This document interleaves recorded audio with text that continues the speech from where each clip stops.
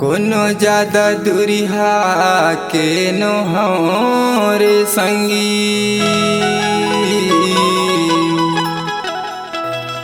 अरे तोरे परो शिव मैं कोनो ज्यादा दूरिहा के नो रे संगी। अरे तोरे परो शिव मैं अरे मोरे गाया में गावा माया बे औ मोला चिन्हे ले बेतहा। ए टूरी सुना था सियार पहना हमारा गाँव गाँव में मोर संग मिले बराबे कैथौ ऐसे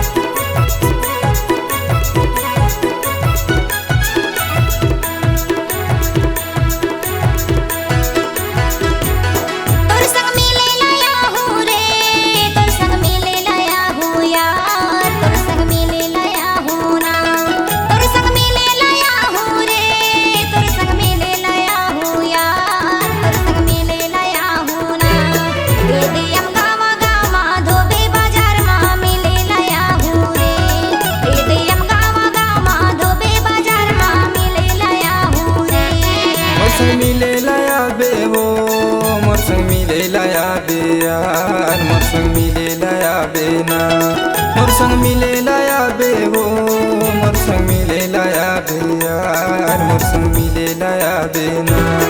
ये हम गावा गावा पीपर के छावा मिले लाया बे वो ये हम गावा गावा पीपर के छावा मिले लाया बे यार।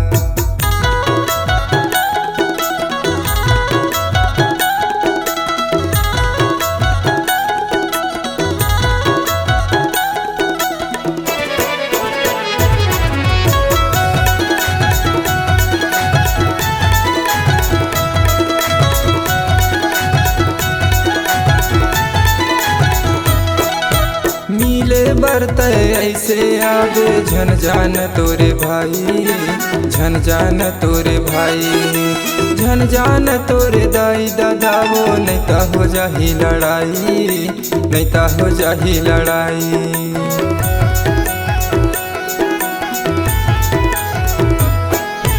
निकल के मैं आया जाहूँ भैया नहीं डरा पोखर पर छाई नहीं डरा पोखर पर छाई।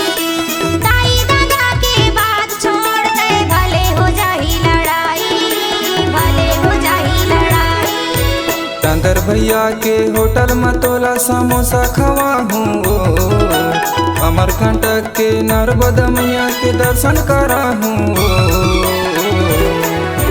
हम गावा गावा पीपर के छावा मिले लाया बेवो हम गावा गावा पीपर के छावा मिले लाया बेया।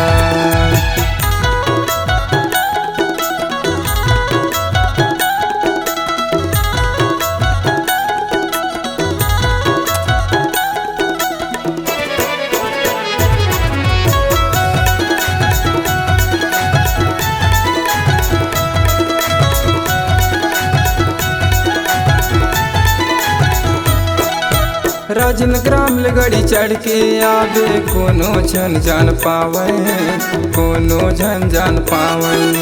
तोरे मोर मिला रानी कोनो झन देख पावे कोनो झन देख पावे।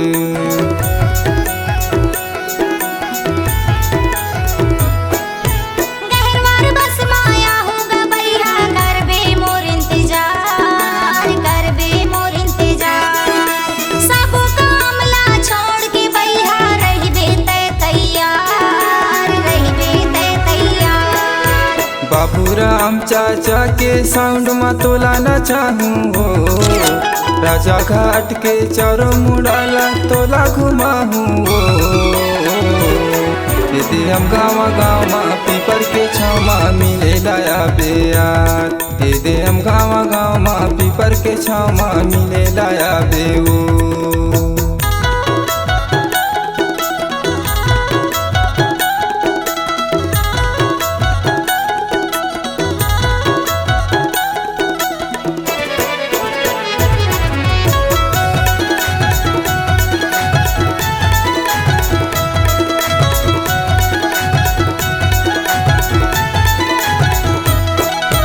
शुक्रवार खा लगते गोरी धोबे के बाजार, धोबे के बाजार। नाक के नथनी कान के बाली ले दे हूँ तोर बरहार, दे दे हूँ तोर बरहार।